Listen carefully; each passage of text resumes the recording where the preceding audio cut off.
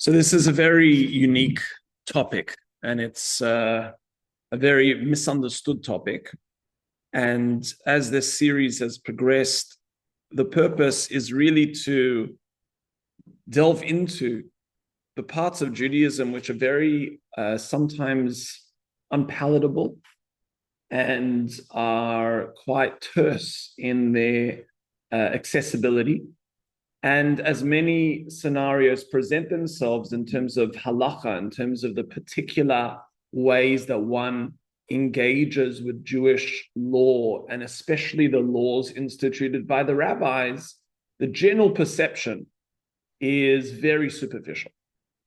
And when it comes to this particular law, which is going to be so exciting, it's one of the most exciting teachings for me, we're going to see how deep these laws actually go, how deep they go into the psyche of the self, and how inextricably linked these spaces of Torah and halacha, which means the Jewish laws, are to our everyday consciousness and everyday engagement with life. So let me give you a brief overview, because there are quite a few sources here from the Likutei Halachos, which is a very Kabbalistic and beautiful teaching of Rabbi Nosson Mebreslev. But before we jump into the meat and potatoes here, let's have a quick look at the menu. Let's understand what's really the overall picture here. So what we know is that there are a whole hodgepodge of laws instituted by the rabbis associated with food, and food particularly in relationship to non-Jews. For those who are online, I just sent out a handout online, so you should have it there. So there is a number of unique laws that are associated with food, our consumption of food, and our relationship with non-Jews in terms of cooking that food. Okay, so let's try and understand a broad picture of what these laws are, and let's try then unpack what these laws are trying to teach us. So generally speaking, we know there's something called bishul akum. Bishul akum literally means food that is cooked by a non-Jew from start to end is not allowed to be eaten by a Jew. What those laws necessitate is that a Jew needs to light the fire for that food, or they need to be involved in the process of cooking that food. That's process or concept number one. Within that concept, there are two unique laws, and that is either if the food is not fitting to be on a king's table, what falls into that category is a question and a dispute in many ways.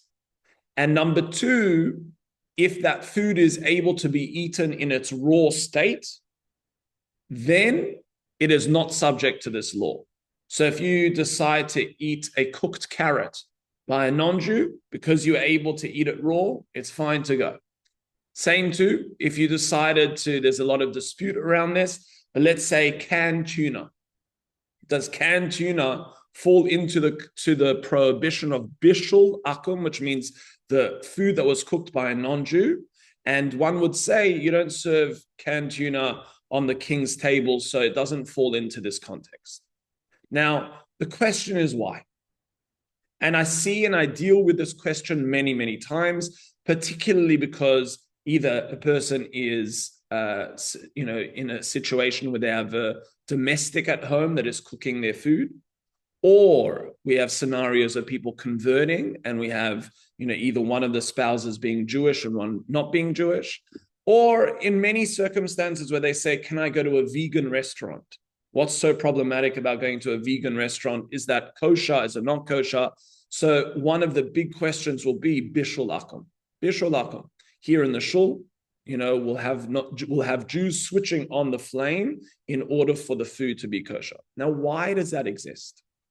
And what the rabbis bring down is something very confronting, that the superficial reason that's given to this enactment is to mitigate intermarriage. And then the next step of that is to mitigate idolatry.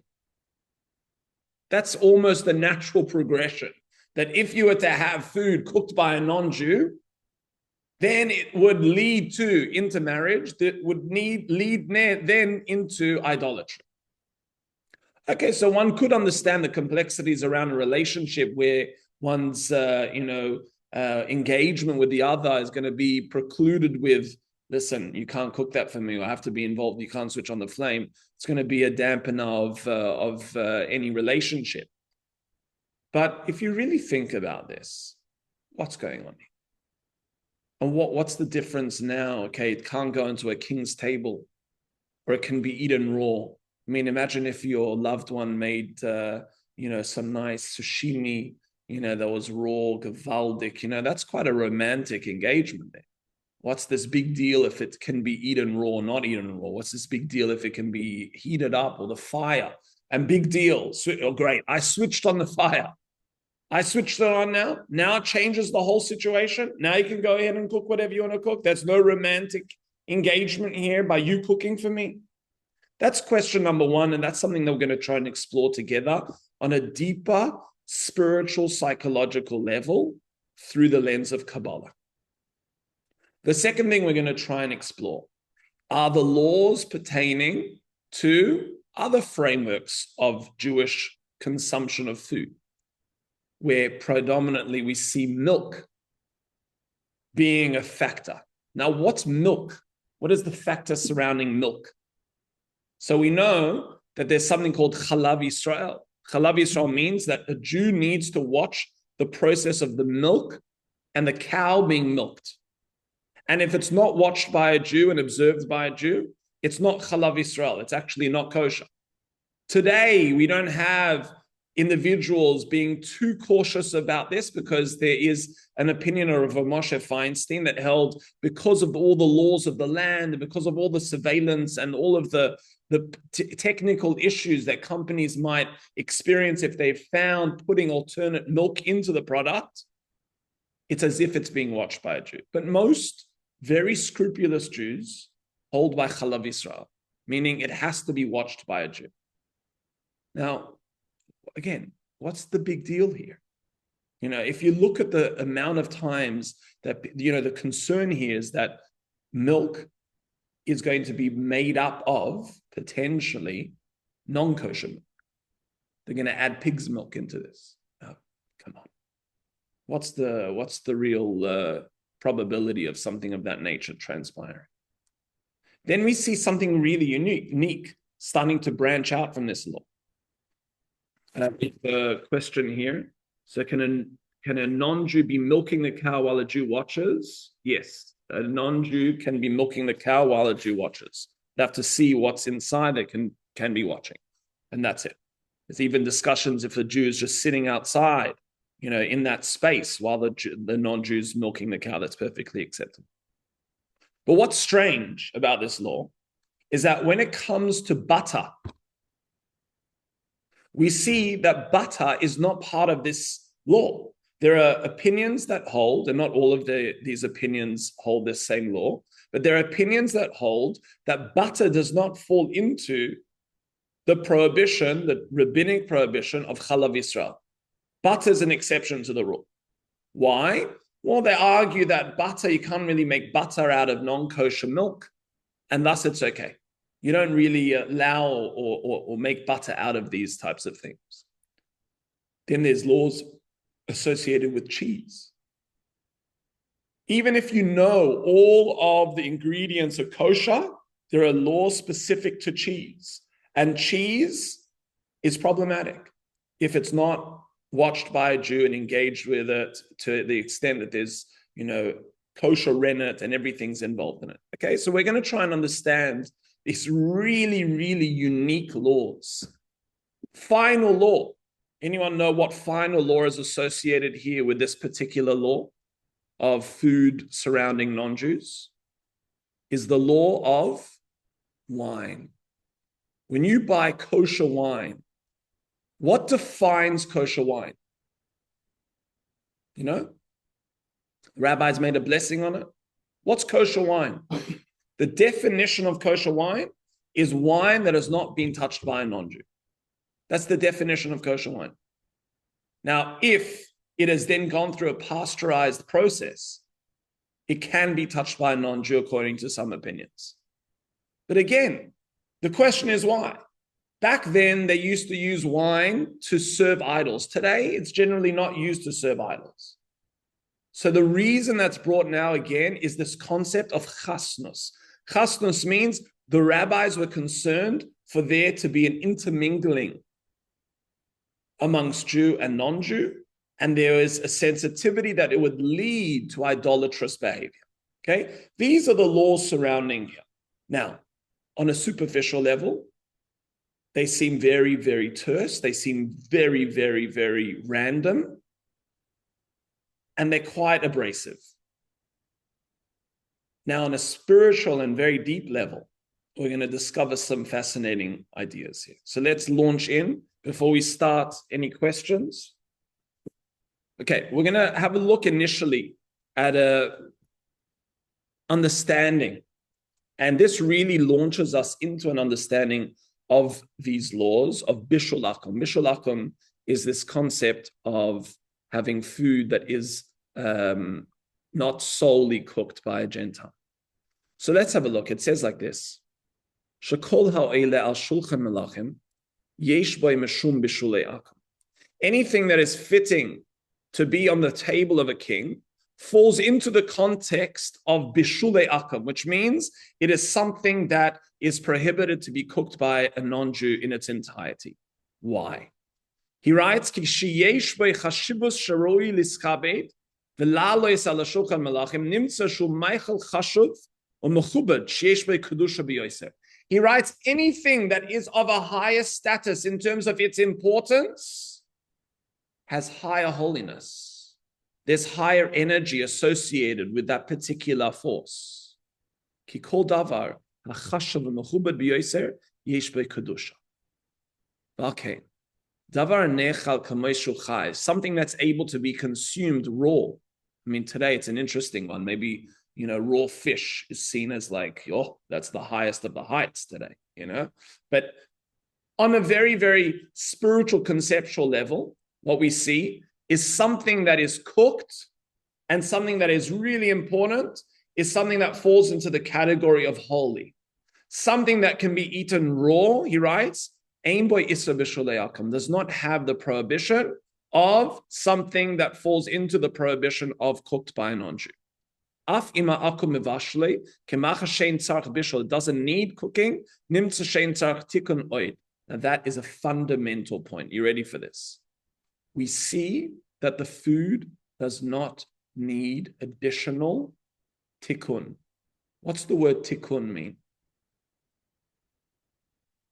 Repair. Okay, and we speak about this concept called tikkun olam, which is repairing the world. What it means is not only planting trees and building bridges, but the concept of tikkun olam means that you need to go through a process of rectification of spiritual energy. We're going to try and understand what that means. Okay.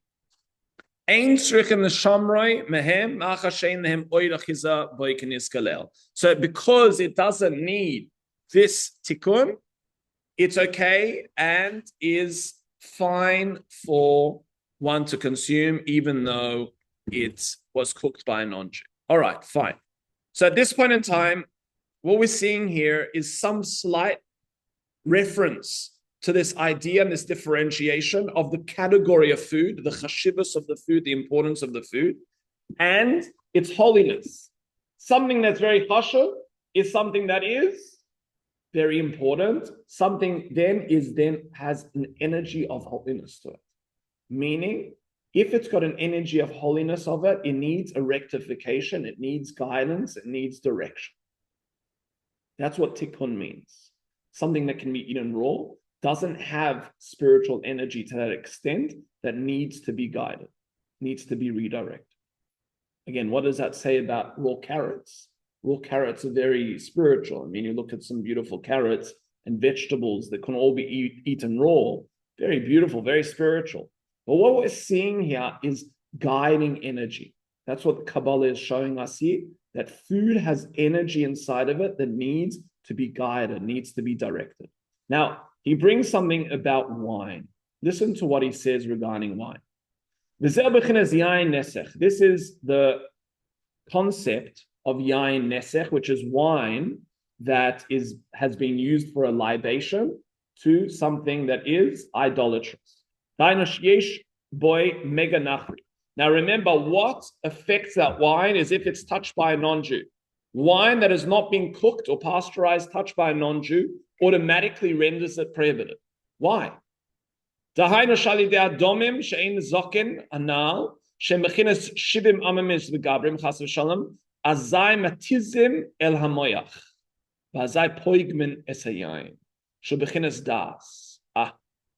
like this. Wine is an energy that is connected to something called das. Das is something called spiritual consciousness. The awareness and the consciousness implicit in wine is that it can elevate a person to a spiritual consciousness of deep connectivity. As we know, the energy associated with wine, it says in the Gemara, Nichnas yayin yoitze soid. Wine comes in and the secret comes out. Doesn't say that by whiskey, doesn't say that by tequila. Why does it say it by wine? Because there's a spiritual energy in wine. We'll understand a little bit about that in a moment.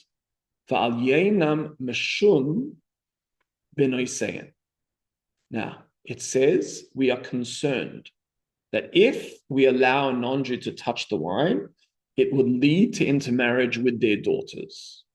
Now listen to how he spins this in such a deep way. Bain lepkam habris moed babas el necha. Chas v'shalom. He calls it bechinas pagam habris. V'kein ali der machleim v'yenam nidbak boi ra hakoilel v'yachal lavoy lepkam habris moed chas v'shalom. Now, it says like this. Our aim in Judaism, our aim in life, is to reach a space where we experience tranquility, we experience clarity, and we experience connectivity on a spiritual level. When a person has that in their life, they feel a sense of, I'm settled, I'm stable. When a person doesn't have that in their life, when a person feels that they don't have the spiritual energy, or they don't feel full inside of themselves, they go searching. They try to find avenues to fill in the gaps of their life. What he's saying here is one of the greatest fillers for a person who is empty inside of themselves is the space of expression or connection through sexuality. And being drawn to a relationship to fill that space of emptiness. Now, not all relationships are healthy relationships. But when a person doesn't have clarity in themselves, when a person hasn't tapped into the essence of their consciousness, that is when the most dangerous space starts to open up in terms of the clouded vision towards what relationship they should engage with and how they should engage with that relationship. Now, we're going to see a little bit more expressed here. But what we're seeing is something very unique. What we're understanding here is there is spiritual energy within food. There is spiritual energy in everything. But what Kabbalah is revealing to us is our consumption of food and our engagement with food needs to go through a tikkun. It needs to go through a rectification. What that rectification does is it takes whatever spiritual energy is there and it clarifies it. Almost like those Brita water things. What are they called? What do they call them here? A filter.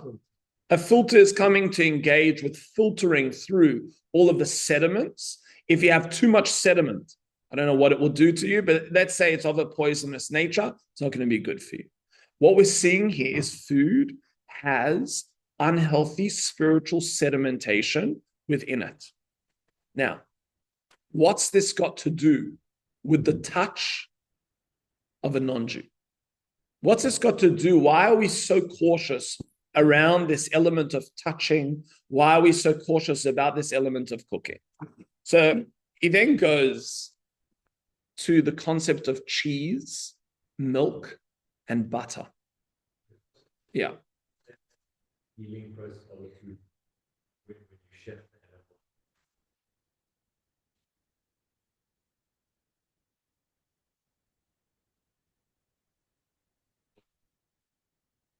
Great.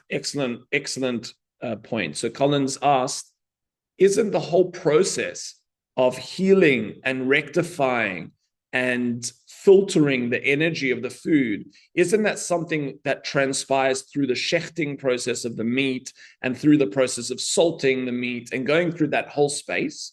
What we're seeing here is every food has a particular way of engaging.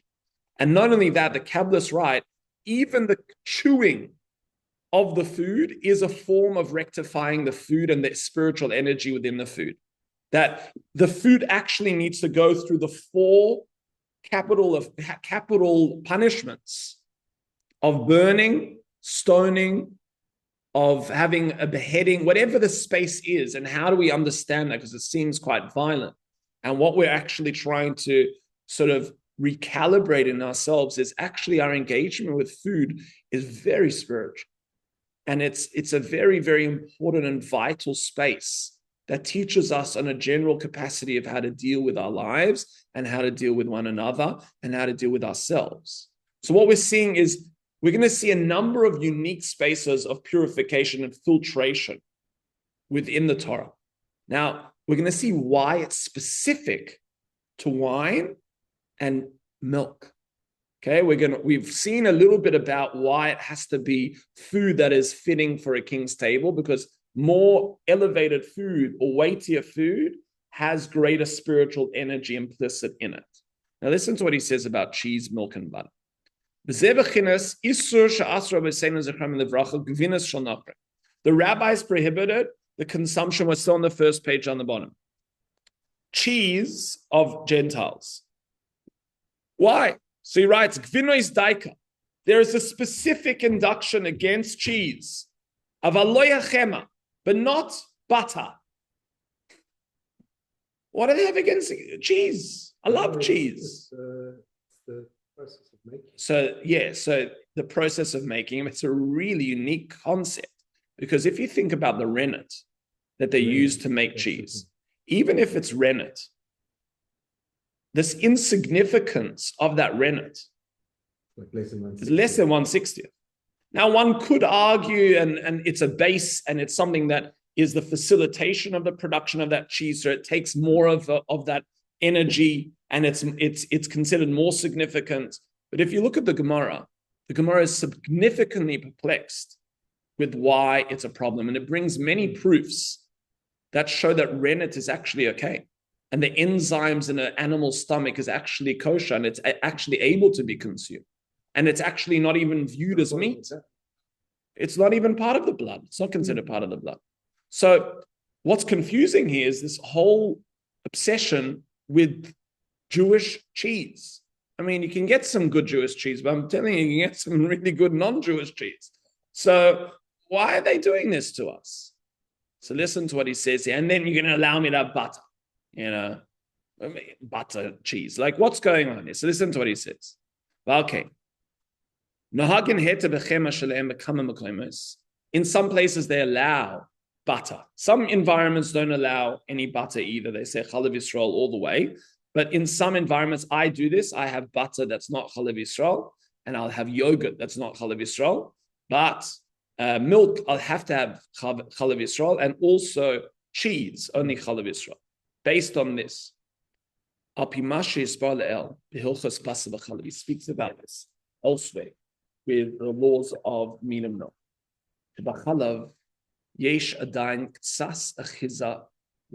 Listen to what he says. When it comes to milk, there is still an aspect of achiza. Achiza means there's still a grabbing component of spiritual energy. Shezel b'chines nisuve dechalava shen psoiles. Valkein asru chalav shachal v'nachri v'en Yisrael ro'u ke'chalav shu b'chines dekdusha. Understand this. He says, milk is an energy force of holiness. Milk is a very nutritious, very loving, pure spiritual energy. B'chines kedusha lashon hakodesh. And you have to guard that holiness. You have to watch it, he's saying. A Jew has to watch the milking process because it has to be guarded. That spiritual energy needs to be in a safe environment. Spiritual energy that is haphazard, that is not nurtured, is spiritual energy that can't survive. Spiritual energy needs to be in an environment that's very, very, very beautifully organized. That environment needs to be very sensitive. As he says,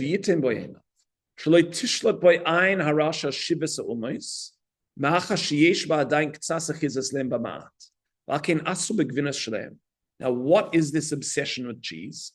Now, he says milk is this fascinating element that has a mixture in it. And he refers to the ultimate mixture in Kabbalah. What's the ultimate mixture in Kabbalah? The tree of knowledge of good and evil. The tree of knowledge of good and evil is the ultimate mixture of good and evil.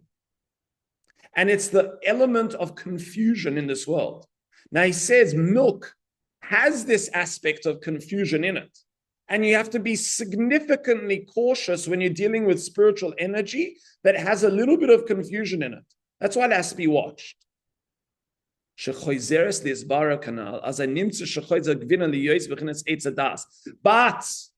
when it turns into cheese, he says it completely turns into the tree of knowledge of good and evil.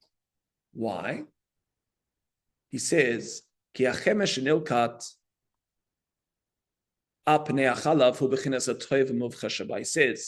the butter rises to the top. And that's the highest and holiest and most positive energy found within the milk.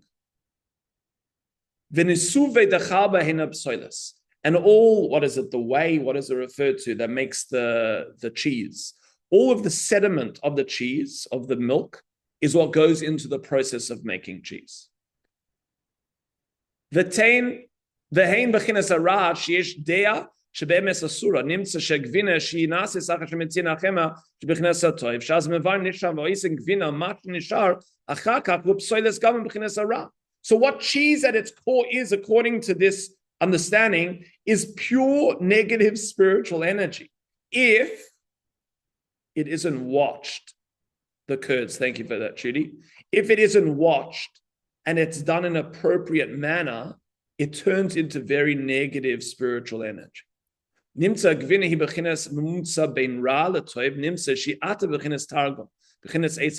Again, what he's saying here is the curd is not a negative force by definition. It's part of the milk. But because it's in between, it's this in-between element that gets separated and now goes into the dregs of it. Cheese is delicious, but it's still going into this dreg space. It represents a fallen tree of knowledge of good and evil. That's why the rabbis never differentiated. And they ushered cheese, they prohibited cheese, but they never prohibited butter. As he explains. Okay. Now, just before we continue, what are the two terminologies that we say when it comes to kosher food? We have the concept of asur. What's asur mean? Forbidden. And we have the concept of mutar. What's mutar? Permitted. But the Kabbalists tell us, and this is from the Alter Rebbe, that the concept of asur means that it's restricted or more so constricted. And that energy, like a person is in prison or imprisoned, that energy is imprisoned within that entity, and you can't take out the spiritual energy from that.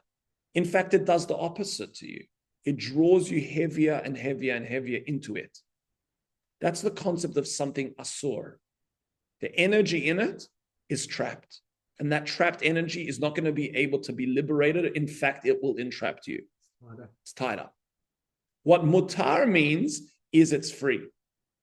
It's free for taking, and only it's free for taking, it will give you higher spiritual energy. All right? That's just something parenthetical. Now listen to this fascinating insight. He now tells us what this all has to do with fire. Why are we so obsessed? If the Jew lights the fire for the food, now it's okay. Not only does he answer that question, but he gleans insight into one of the most unique Jewish customs, and that is Havdalla. What do we do after Shabbos comes out? We do this unique thing where we light two candles that are meant to be together. We smell spices and we drink wine. I mean, like, honestly. And then while we're looking at the candle, we look at our nails and we look at our hand like this. Why? It's nice. It has a nice vibe. You switch off all the lights, you put on the candle. It's a nice way to go into the week. I gotcha. I don't particularly like drinking wine after Shabbos, after drinking so much over Shabbos, especially if I want to work out that night. But what's this whole thing with the candle about? Listen to what he says. So fascinating. Comes along, look at 2.1. Right. Well, I don't think we'll be able to go through all of these sources tonight. So we'll give each source what it needs, but we'll see what time we get to.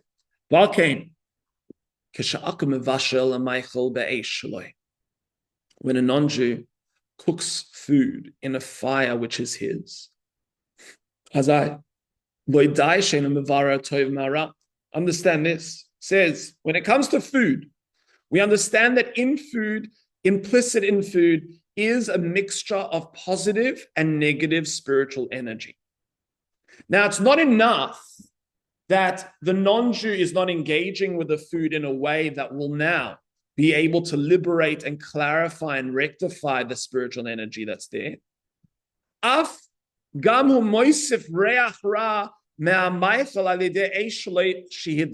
But it adds and further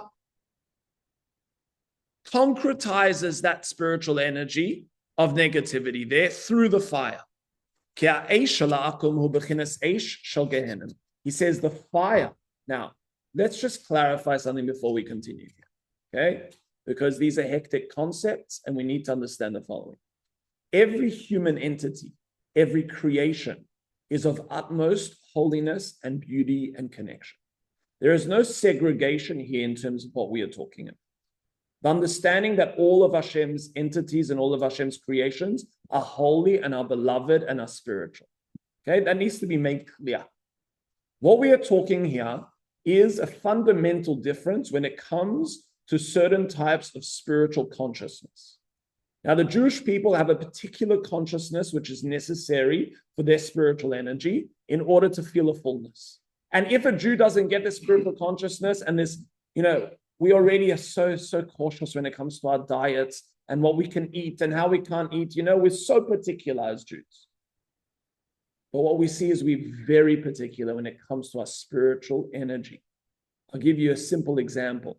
You can have a car out there that is a diesel car or a car that's a petrol car. Both those cars run nicely. But if you put petrol in a diesel tank, you're going to mess that tank up and vice versa. Same to what we're learning here is the spiritual clarity and purity that is necessary when it comes to the consumption of a Jew is vital. And that's what we're talking about here. When we're speaking about flames and we're speaking about consciousness, we're going to have clarity in this. So I'm not going to cover anything up here. I'm going to speak very clearly as to what it says here, but I'm going to show you what it means on a more understandable and digestible, pardon the pun, level. So he says like this, the fire of a non-Jew. Now, an akum is literally the definition of an akum is avodas kochavim. Avodas kochavim is idolatrous individual. Okay, what idolatrous means is a person that is subsumed by the ego, subsumed by selfishness, subsumed by their own desires, subsumed by their self-absorption and needs. That's the egoic energy of akum. The fire of an individual who falls into that camp is the fire, he says, of Gehenna. The fire of Gehenna is the fire of the underworld, whatever that means. Hashem misham shrosham Their fire comes from that energy, Mesitra de Esav, which comes from the energy of Esav. Esav, remember, was Yaakov's brother. Any food that is put through their hands, this really clarifies. It turns it into food of the body. Food of the body. Now you're thinking to yourself, well, of course, what else is it? Food is food of the body. That's what food is. It's fuel. I enjoy it. It's tasty. It's enjoyable. No. That's what it means to be stuck in Gehenna. That's what it means to be stuck in hell. When you utilize this world on that two-dimensional level of body, that's all there is. There's no holistic picture. There's no expansivity of consciousness. There's no deep connectivity of the spiritual realm. That's called Gehenna. That is the fire of Akum. That is the fire and the cooking of a Gentile in this particular context. Now, clearly, there are many Gentiles that are extremely elevated spiritually, and there are many Jews that are extremely problematically engaged in their consciousness. Now, that needs to be addressed, and that's obviously addressed within a halachic framework. And there are distinctions when it comes to non-Jews, and there are distinctions when it comes to Jews within this halachic framework. But what we need to contextualize here is when we're talking about an akum or a non-Jew or a Gentile, we're talking about an individual, could be inclusive of a Jew, that is completely ensconced by the egoic desire and absorption of self. And that is the fire of hell. And thus, when a non-Jew would cook it without any Jewish flame, it turns into bechinas mezoina de gufa mamash. It turns into food of the body fully, the loy mezoina de shmasakla, and not of any spiritual energizing force of the soul. Aval Israel am kadosh misaknim amaychim umachalin esara. But a Jew who cooks it, who comes from the spiritual energy with the fire, is able to be mevashel be'eshel Israel. Ki anu mamshichin kedusha Shabbos ala eshelanu. Why? Listen to what he says. Because we draw the energy of Shabbos into our fire. Our fire is the fire not of hell, it's the fire of Shabbos. And we draw the energy of Shabbos into our fire.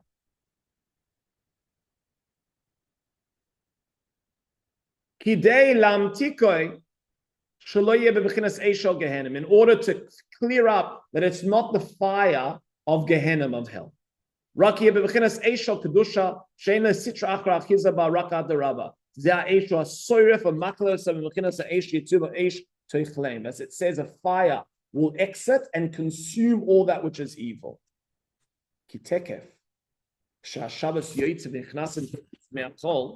what happens once Shabbos finishes? The first thing we do when Shabbos finishes, apart from davening Mariv, is we light a candle. Why? He writes, we fix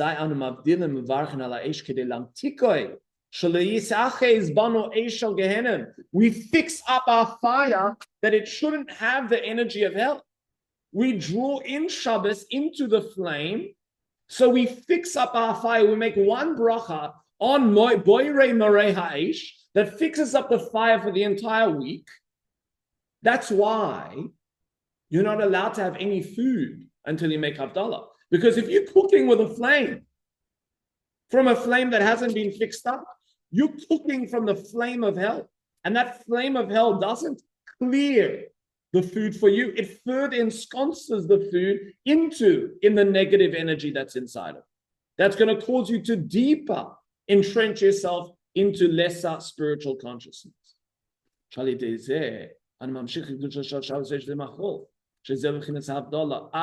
This is the Havdalla. What are we being mavdil? The whole concept of Havdalla after Shabbos. What are we separating? We're separating the fire. We're separating the energy of the fire.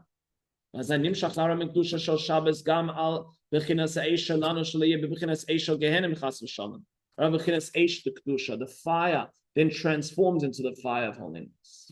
I carried on speaking about fire. This is for the pyromaniacs. I used to be a pyromaniac. So he writes here. He goes on to speak about the power of fire. We won't go into it fully. But he speaks about this concept of fire and its ability to separate. We know that fire is used today to purify things. You want to purify a metal, you put it through fire. So fire has this ability to destroy. Now, there is something that is very, very important here, because one of the other elements that we do at Havdalla is what? What did we mention we do at Havdalla? We smell besamim. Why do we smell besamim? Why do we smell fragrances? Some people will say the reason why you smell fragrances, it says it's a very spiritual scent. It's one of the only senses that wasn't affected from the tree of knowledge of good and evil. It's one of the highest levels where Mashiach will smell someone to see their level of status or spiritual connection. But why? So he says the following. He says that with all food, why do you sometimes see this, and I always think it's gross. You see someone who smells food. Oh, let me smell that. They put their nose straight into your plate, let me smell that. What are you doing smelling it? What's fascinating is you can actually smell the spiritual energy. That's what you're doing.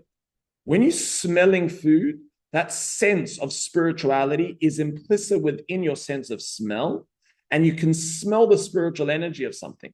That's why something that has been bereft of all of its spiritual energy smells bad.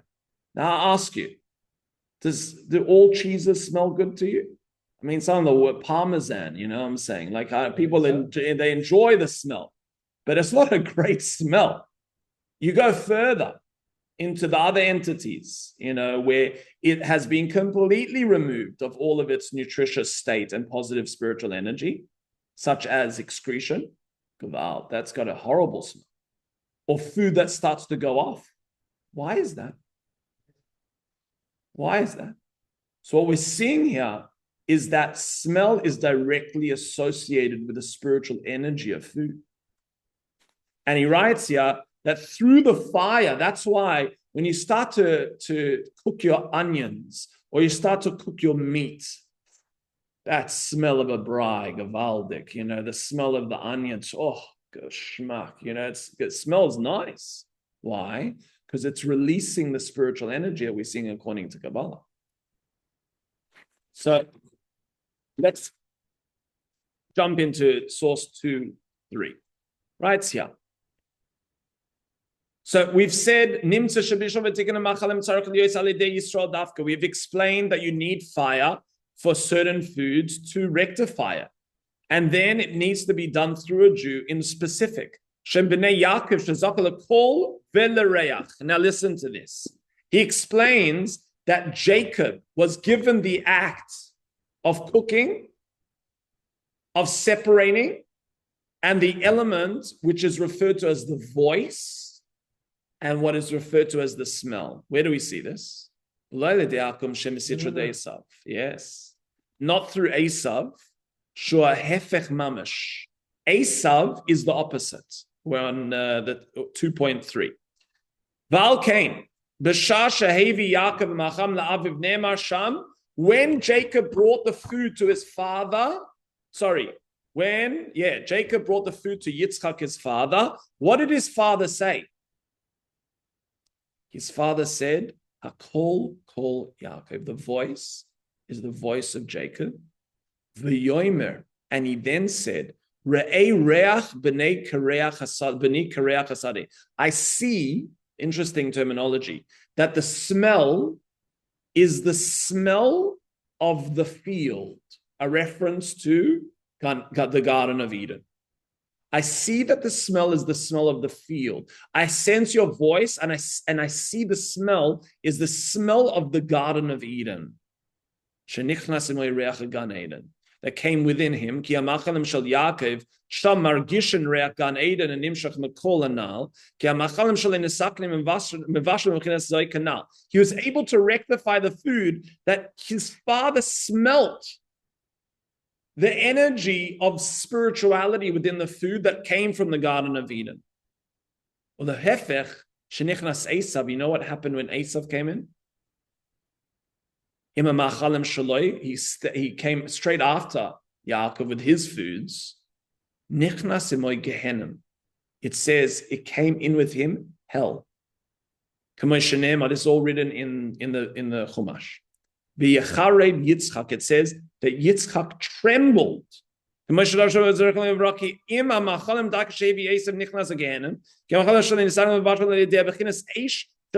were cooked with the fire of hell.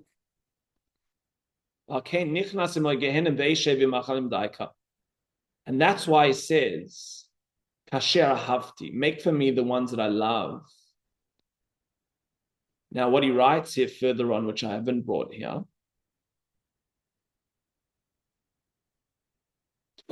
concept of Esav, which means Asui. Okay, and that's where we'll speak about it. We're going to skip Tvilas Kalim. Okay, he speaks here as to why there's a law of toiveling your dishes. You have to toivel your dishes. Jesse, can I ask you to get that extension cord? Just plug it in here, please. My computer's going to die in a moment. So let's conclude with the following unbelievable insights, just to give us some finality here.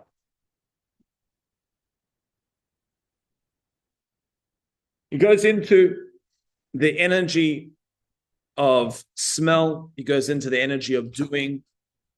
He then goes into Havdalla.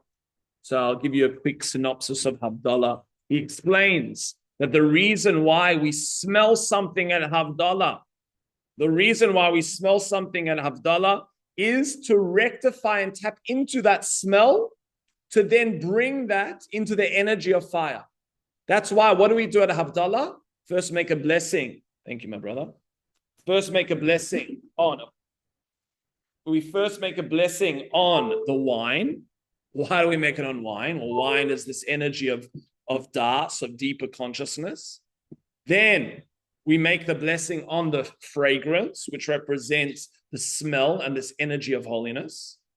And then we bring it into the fire to rectify the flame, that all of the flame that we use during the week is going to be a flame of rectification and of purification that comes from a holy energy. Okay, so listen to how he allows us to conclude, or how I allow us to conclude. You can go whenever you need. So he says like this. Wine touched by a non-Jew. Look at 2:7.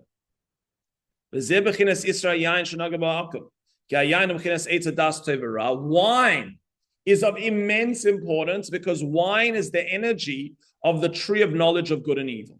In fact, the 4 fruits that the Torah makes reference to in the Gemara as to what the tree was, parenthetically, none of them were an apple. One of the fruits that are mentioned is the energy of grape, which is to make wine. Now, that energy is, again, a very tumultuous energy. You couldn't use wine, and listen to how he says it.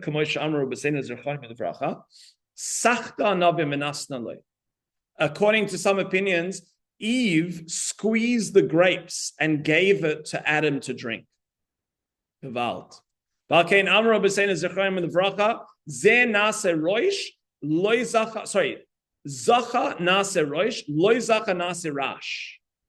If a person drinks wine properly, they can turn into Rosh. What's Rosh? Rosh is a head. You drink a little bit of wine in the proper way, it can give you clarity into things you've never had clarity before. If you drink wine in a place of spiritual impurity and from a place of emptiness and from a place of frazzlement, it can create something called Rash. What's Rash? Rash is noise. Can create noise. Can create a blurring mechanism. And that is the spiritual energy of wine. He says,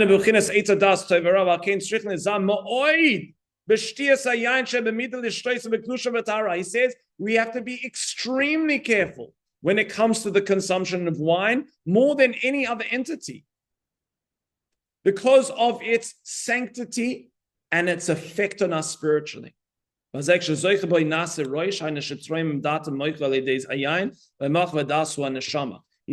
the essence of our soul is affected by its consumption. Now, he then takes us into, and we'll just do these two final sources. Why is it specifically when these energies are touched? Why when wine is touched by a non-Jew?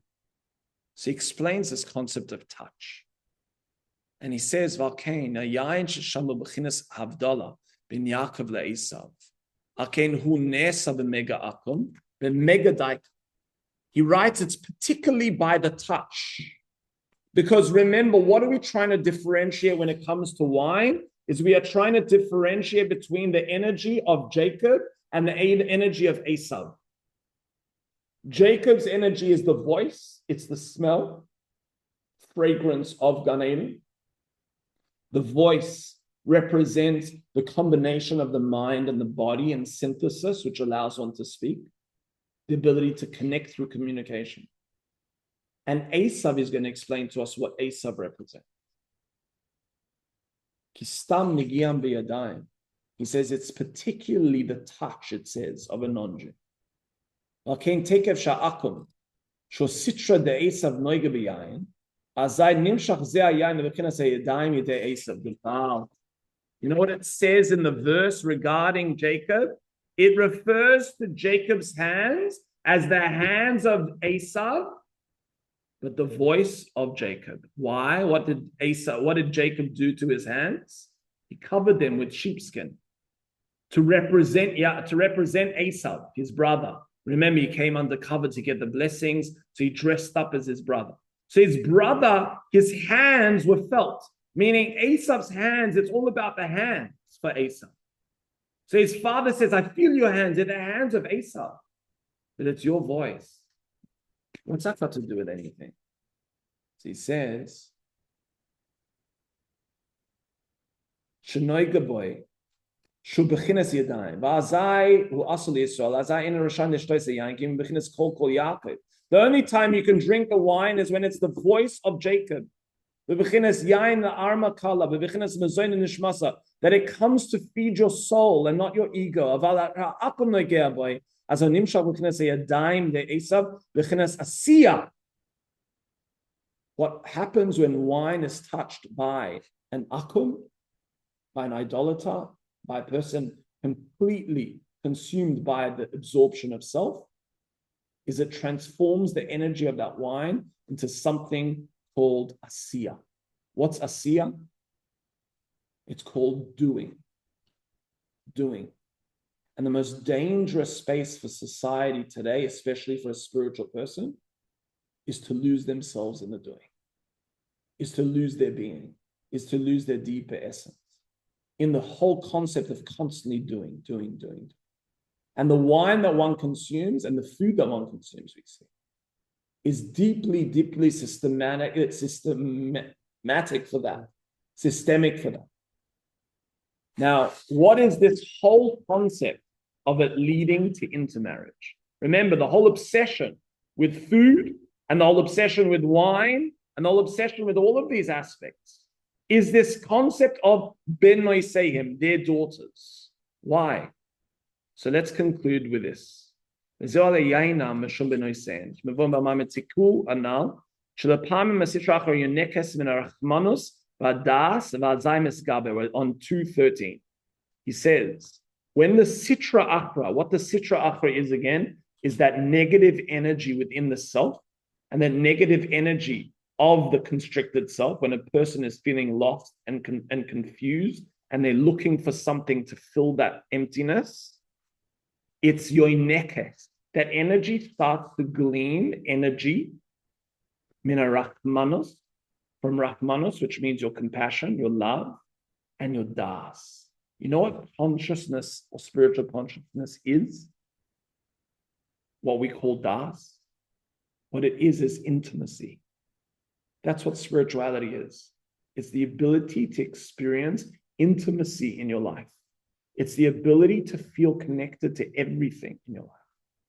Now, what this negative energy starts to do is it saps that particular energy of Rahmanos and Das, Chas v'Shalom, Taivas Niyaf, and it turns it into unhealthy desire for sexuality, unhealthy desire to absorb and experience and amass and contain and have. And that's what he's saying is the outcome. If this is not some crazy barrier that the rabbis decided to place. This is the essence that the rabbis were able to peer into our experience of society, our experience of spirituality, and say we need this on a deeper level now. And what we need is to not engage with volatile energy. Because the more volatile energy you engage with, the more it will lead you to volatile behavior. And what we're doing here is going through a process through the rabbis to purify our experience of energy through, or spiritual energy through, what we consume. And that then allows us to have a freshness of engagement with everything else around. What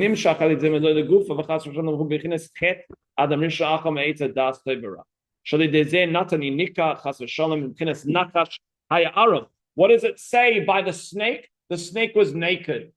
It is a tendency to that space.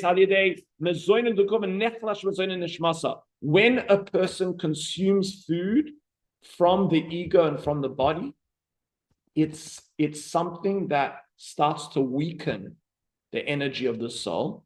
And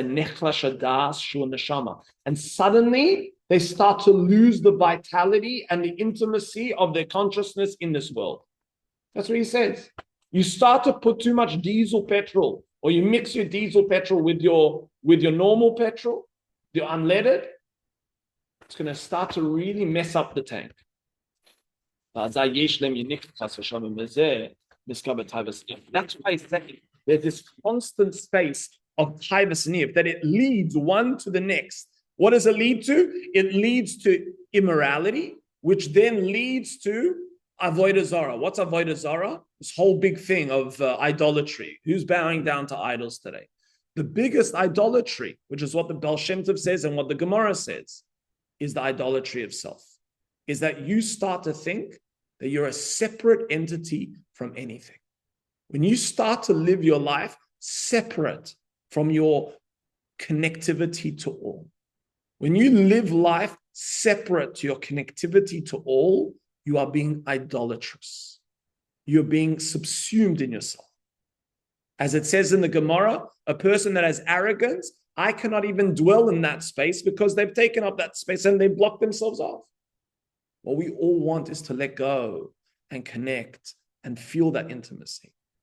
And that's what he's saying here, is this deeper experience. Now he goes on, and you've got these sources here to look into why it's called the Ein Nesech, why this food needs to be cooked to taste good. He even says when you peel fruits, you're going through removing the external layers of the fruits. He goes further into the space of fire and why fire is there to rectify.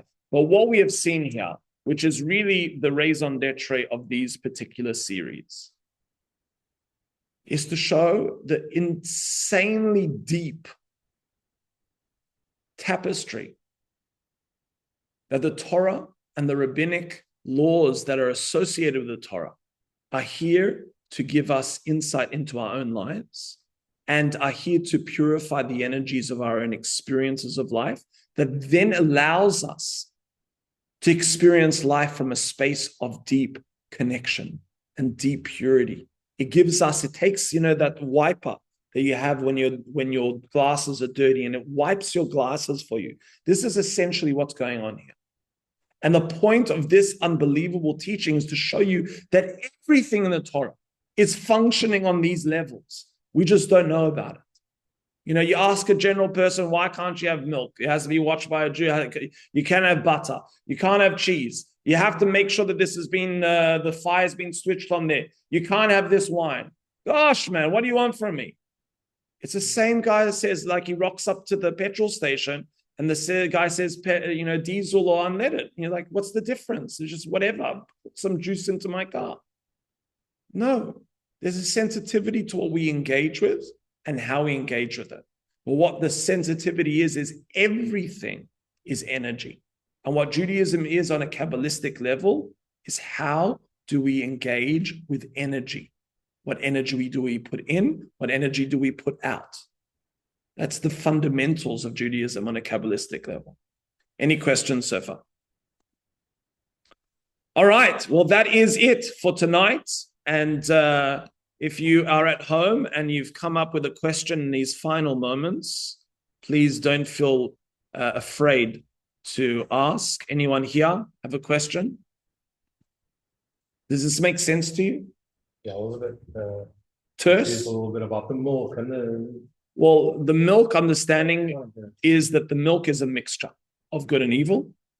Now, it's got a lot of holiness and needs to be watched to protect that energy, that it doesn't get subsumed by negativity. So it needs to be watched in that purity. When it comes to cheese, it's separation of the negativity that's within the milk. And when it comes into butter, that's the elevation of the pure energies of the milk. And that's why it doesn't need to be watched. It's fine. Particularly, as we went by, I think that's became all clear, but I was completely confused on because milk is sort of life giver, it gives the kids and the babies nutrients and that. But it has within it a mixture. Yeah, it has within it a mixture, especially that it comes from blood, which it has that spiritual energy that it's come from a source that is impure and it needs to be watched very carefully to its consumption and how it's produced. All right. Any other questions? Clarities? Colin, you pick anything up here, buddy? You have a little bit more clarity on these laws? Sheldon? Makes sense here to some extent? It makes a lot of sense.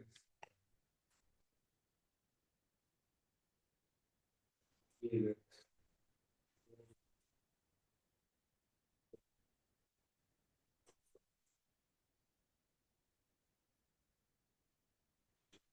Totally. Of your spiritual life and also, yeah. Can you be conscious of these things?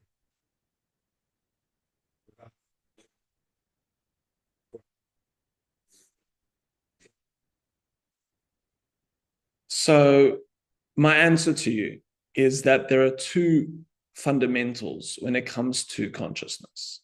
One is consciousness itself, but the other is the vessel for consciousness. And if you don't have a vessel to hold that consciousness, as much as you striving for it and you have it, it seeps through. It doesn't stay. Same too if a person in their essence is a young, dynamic, healthy person. But when it comes to the actuality of what they put into their body and how they use their body is not a healthy form of living. Those two things don't match. And suddenly that inner being is unable to experience life to the same way. They start to have, comorbidities. They start to have, God forbid, different elements that constrict them. So these two things in life are fundamental. And the sensitivities of how one engages, I can deeply want to go somewhere on a journey. But if I don't have the right petrol in my car, I'm stuck. And what the Torah is saying is this process, not only by virtue of the intrinsic spiritual energies in things, however much I want to avoid negative things or calories or cholesterol, whatever it is, I can't make that stuff up. I can't start to say, I really want that glass of wine to not have, however much calories in it. I'd love to have more. I'd really want not to, I really want to eat that chocolate now, but it's going to affect me. No, the reality is the reality. Things are implicit with energy, and same to we're learning that things have energy of spiritual consciousness within it that can affect you. I know that if I eat certain foods, I'll either fall asleep or I'll lose my sensitivity. I know if I'll eat too much sweet things, or if I'll engage with too much bread, or if I'll engage obviously with alcohol or things, and I don't engage in the right way, I feel that clearly in myself. My spiritual energy is shifted dynamically. and very potently. And same to in the positive way. When I eat consciously and I eat healthily and I say the blessing around in a proper way and I prepare it with consciousness and I source it properly, I know that affects my spiritual energy. So no matter how much I want it, it's in the practicality as well.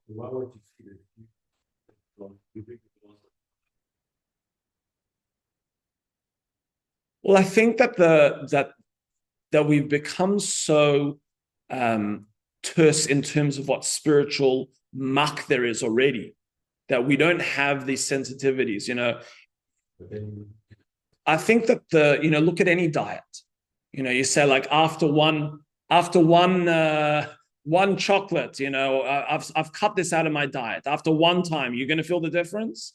No, it takes a sustained period of time to change your diet to start to see, hey, I started losing weight. I've started to feel more energy. I'm a little bit more awake. I'm feeling less groggy, or whatever it is that you're shifting in your diet. It takes a sustained period of time. But there are definitely people that will say, and I'll attest to this in myself, certain things I cut out of my diet on a spiritual level, and it shifted a state of consciousness and sensitivity on another level. I found out about certain mistakes that were transpiring. And I was like, I didn't know about a certain status of something. And, and I felt my spiritual end. I'm like, what's going on? And then it only became apparent to me after, when I shifted and changed it, so much change. So there are definitely pragmatic elements that you can't avoid. The Rambam was engaging with a certain individual who was writing to him. And the questions that he was writing, the Rambam picked up just from the questions that the meat that he was eating wasn't kosher. So he asked him, he says, I want you to go and spy on your shoichet, the guy who shechs the meat. I want you to go and spy on him and see. They found out that it was not kosher. Just from the questions, he could pick it up already. These were questions or letters that were written and sent. Could just pick it up from the writing and how it was. Same to here. Everything is deeply intertwined. How we experience life, how we engage with the spiritual technology and structure of the Torah has an effect on it. So, but then the next step is many people just experience this on a very visceral level, but they don't then integrate the deeper consciousness and the work that needs to transpire behind that. So this is the base. But then there are many, many elements that need to be purified and engaged with on a deeper level as well. Yeah. I'm just going to answer two more questions here. Quick question. Butter is fine and it's kosher. Are you saying that if it doesn't have a hechsher, then it's still okay? No. The butter needs to have a hechsher, but there are opinions that say it doesn't need to be Chalav Israel. So even if you are Chalav Israel, it doesn't need a Chalav Israel hechsher on it. You can still say a Chalav Israel and have butter.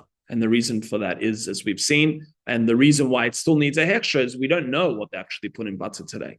In the milk in Australia, they found that they were putting fat from animals. They were adding that into the milk. So you don't know what they're putting into butter today. So that's why it needs a hechsher. Yeah. All right, my friends. Thank you. And Yashar Koyach. And please God, these insights should glean excitement into learning more about the avenues of the Torah and what we have in front of us. Especially, I want to reiterate, these are all rabbinic laws. All rabbinic laws. And we almost see people in today's society laughing at rabbinical laws, like these rabbis, why they come up with all of these extra decrees? Why? We're talking about unbelievably sensitive and conscious individuals that were able to pick up in the spiritual energies that something needed to shift. That the space that we were in, where it's getting too clogged, and a certain diet needed to be implemented. A person that needs to engage with some form of healing. I know someone that's going through now a liver purification, and now they have to eat certain foods, cabbage and whatever it is they have to go through. Now, no normal person does that unless they have some issues. Now, Chazal picked up in today's day and age, the spiritual pollution that exists. There are deeper sensitivities that need to be engaged with, and that's why we have these laws. So we have to be very cautious when it comes to these laws and understand them with great severity. They're so important for our spiritual health. All right, my friends, should be with bracha. Thank you for joining us this evening.